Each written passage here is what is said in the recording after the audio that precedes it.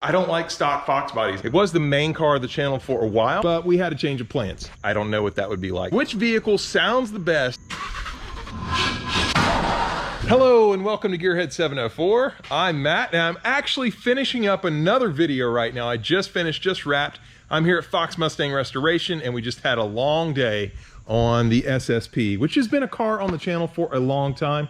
We just finished up wrapping the repairs up on this side. But today what I'm talking to you about is a full garage update. I have 5 cars and 4 kids, so I have 1 extra car than I have kids. And we're covering everything today, all the cars. I'm gonna tell you a little bit about each car in case you're new to the channel and also give you an update on what the plans are for the vehicle. So we're gonna cover the whole fleet today, and why not go ahead and start with this one right behind me right here. So this is my 1988 SSP Fox Body Mustang. It is a notchback, in case you didn't know. It is a notch, you can see that right there, right? Or you also call them a coupe, right? It's pretty much been torn down. We're in the process of a full, I don't wanna say restoration, I wanna say resto mod. So we've got rust here, and we've gotta take care of that. We had a whole bunch of rust under the cowl.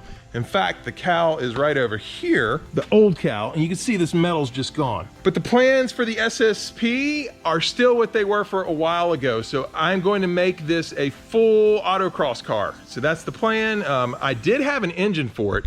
The engine for it is right over here. Yeah, this is a 306, pretty much ready to go. I rebuilt it kind of. I didn't get into the internals, kind of just a reseal, regasket. This one's good to go. It was gonna go in the SSP for autocross, but we had a change of plans. I've got another car at home. It's a convertible Fox body, and that is what that 306 is going into. But the SSP, once we get it kind of put back together structurally, I'm gonna take the 331 stroker out of my convertible, rebuild that, and put it in the SSP. Why I think it'll be a lot better autocross car. Should make a lot more torque.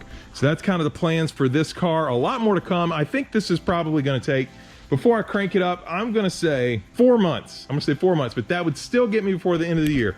So if I crank this up before Christmas Day, or before I guess New Year's Eve, whatever, I'll be really happy. So we'll see. In the meantime though, we are gonna go ahead and put that 306 I just showed you guys in Tar Heel Fox. And while I'm talking about that, let's go ahead, let's take a look at that car. So I'll see you guys at home in just a second and we'll talk about that one. And just like that, we are back home, back at my house with the rest of my cars. 2 of them here in the garage.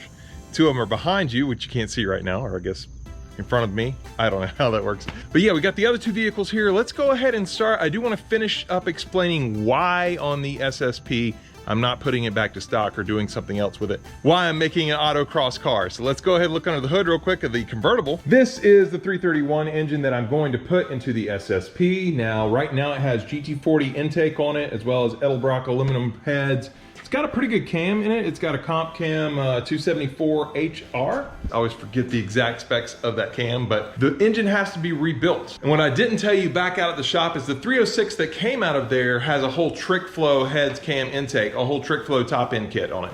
So it's gonna be pretty beefy. I mean, I think it'll make maybe 280-ish at the wheels, we'll see, but should be plenty enough for this car, this convertible. So I want to put the stroker in the SSP, like I said, make it an autocross car. And the reason why I want to do that is, guys, I don't like stock Fox bodies all that much. I mean, they're cool, don't get me wrong, I love the aesthetics of them, but having driven them, they just don't feel very fast.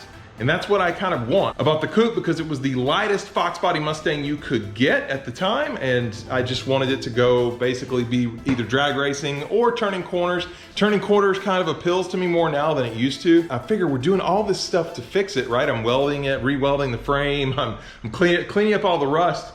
I want to actually flex that chassis, see how it does around corners and curves, you know? I think it'll do a lot better with this engine in it, with this engine rebuilt. It's also going to take a long time to finish the SSP. That's another reason why I've got this engine already, right? I've already got the 306. Why not just go ahead and slap it into this car? This car is going to be more of a cruiser, you know, daily driver type. I don't know if I drive it every day, but certainly weekend warrior, something to get to shows whenever those happen again, right?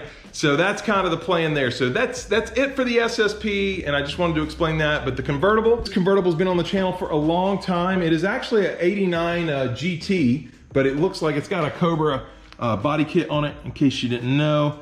These are Cobra ground effects. Like I said, it was originally GT. There is a little bit of difference with these ground effects. On the GT ones, you know, there's like these vents right here, right?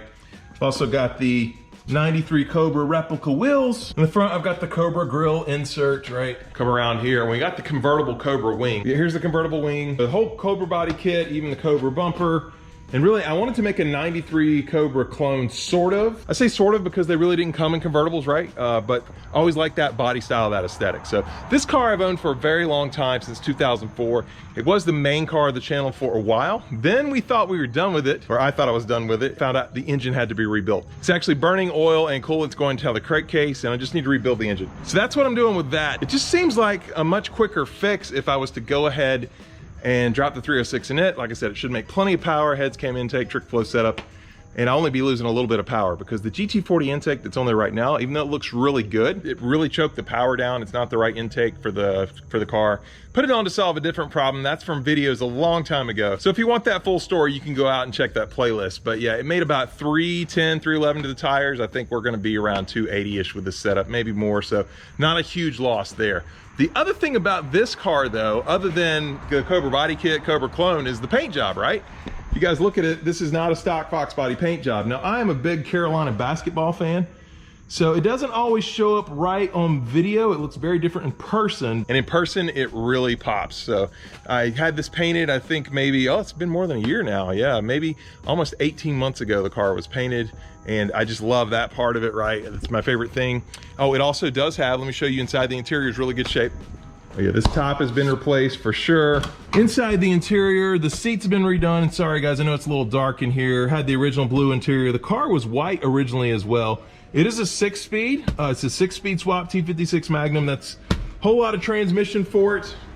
The reason why I did that is it has 373 gears. Going on the highway in 5th gear, the RPMs be really high, right? And so I wasn't a big fan of that. But having that 6th gear with the 373 gears is awesome. So that was originally why I changed that. I wanted to drive this every day. It was gonna be my daily driver, and things have changed. But so this car has all kinds of stuff going on with it. But if you want the full details of every single thing that's been done to this one, I've got a lot of videos on the channel. Go back and watch those. But yeah, obviously there's been a lot done to this car, and it is still my favorite car of the channel. And maybe we might even have a 351 in it one day. Really put that T56 Magnum to use. But that is far off, and a lot of that depends kind of on how the channel does. But at least having a working Fox body that doesn't burn oil, burn coolant, or lose coolant, whatever you want to call it, and just works, I don't know what that would be like, so that would be awesome. So that's kind of the plan of between those two cars. I have to get the SSP finished enough to roll it outside where it doesn't start getting more rust, then bring this one in, swap the engine, and then back on the SSP. Now, if you've been to the channel recently, you probably know a lot about this vehicle. If you don't, and you haven't seen this truck before, it's a 69 F100. But if you don't know the story behind this truck and why I got it, you should definitely check that out. It's probably my favorite video I've ever made on the channel. It's pretty much all about my dad.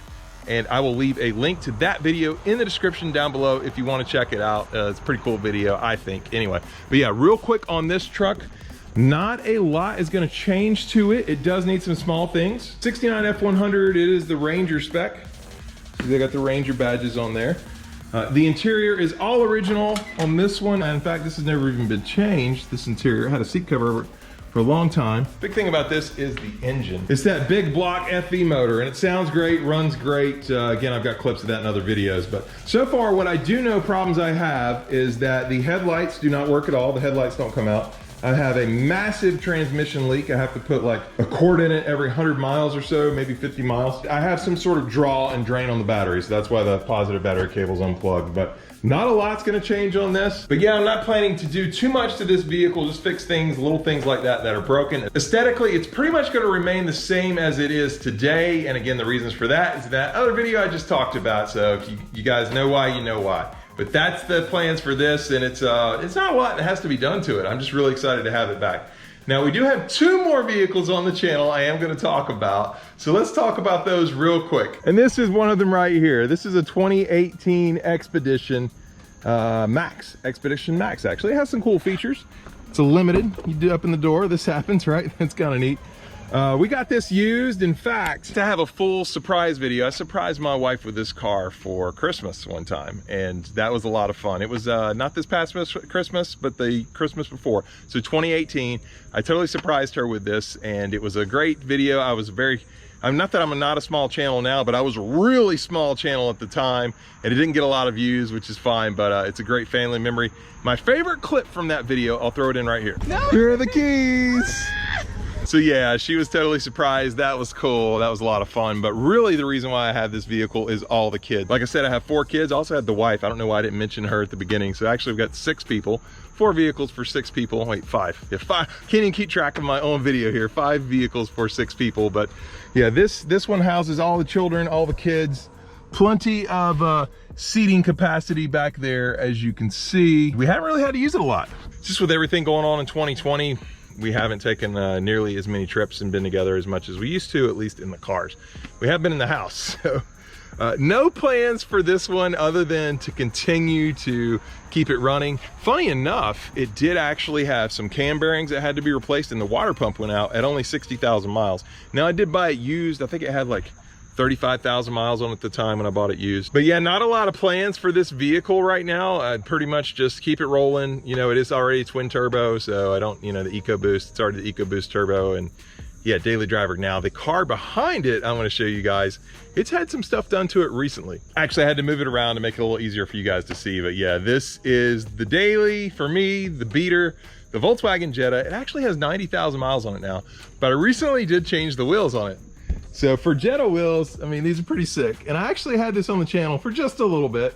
I try not to make too much of a big deal about this car and that one over there, but it is a garage update, right? So I'm gonna include them all. I'm gonna include them all. This actually has a 1.8 liter turbo. It's pretty peppy, to be honest. It's a light car. It's just solid, reliable is the main thing. But yeah, I got the wheels. Probably needs some lower in it, a tune.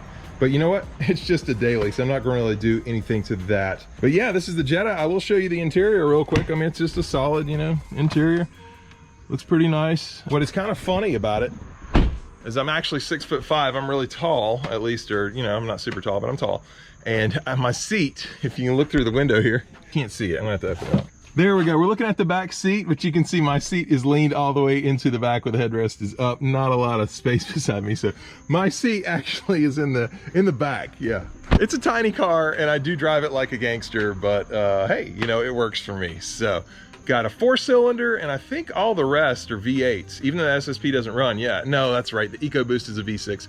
We used to have an Expedition, a 5.4 liter V8. So we got a 4-cylinder, a twin turbo V6, and then we've got all V8s other than that, old school push rod V8s. So that's pretty much the garage update. Oh, nothing else really happening for the Jetta. I mean, I mentioned, you know, like a tune and lowering. Not gonna do it, just a daily driver. That's all the vehicles in the garage that I have today and everything I'm doing to them. All the plans, just wanted to level set with you guys. Put this in a single video so you can kind of know what's going on, especially for those that are new to the channel, or maybe you just forgot, can't keep track of all the vehicles. So the last thing I will do is I do want to ask you guys which vehicle sounds the best at startup. You know, so we're going to start all the vehicles, let you hear the exhaust, and you let me know down in the comments below which you think sounds the best. The only one we can't start right now is the SSP, obviously, right? Because it doesn't even have an engine in it, besides the fact that it's not even here. We're gonna start and go backwards. So we're gonna go from the Jetta, Expedition, truck, and we'll end with the convertible, AKA Tar Heel Fox. Let's go ahead and do those, and then we'll come back and close it out.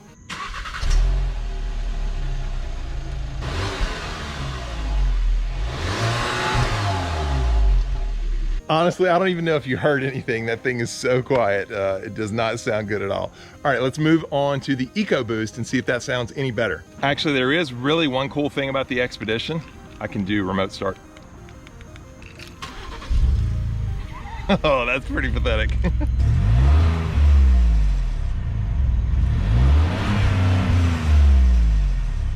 Okay, the Expedition sounded a little bit better, but still not great. So let's go ahead and get the ones you guys actually care about. I'll start up the truck first, and then I'm gonna switch over to Tar Heel Fox.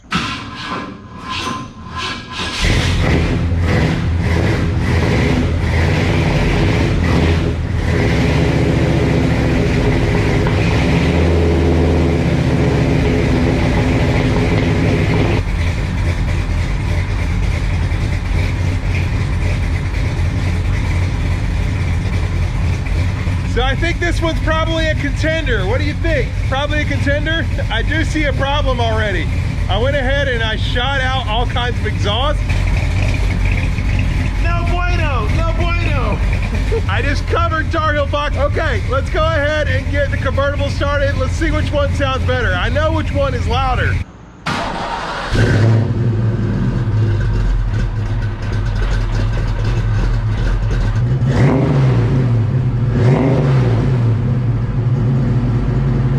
Actually, Tar Heel Fox was pretty loud too. I'm not sure which one I would say is louder.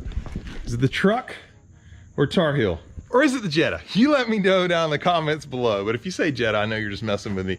Anyway, that's it. That's exactly what I'm doing with all these cars. It'll be really interesting to see how the convertible sounds with the 306. I think it might actually sound a little better.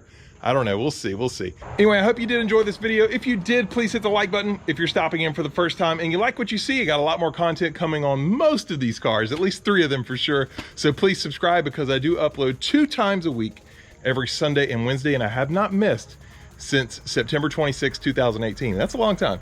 So yeah, that's pretty much it. We'll see you next time here on Gearhead 704.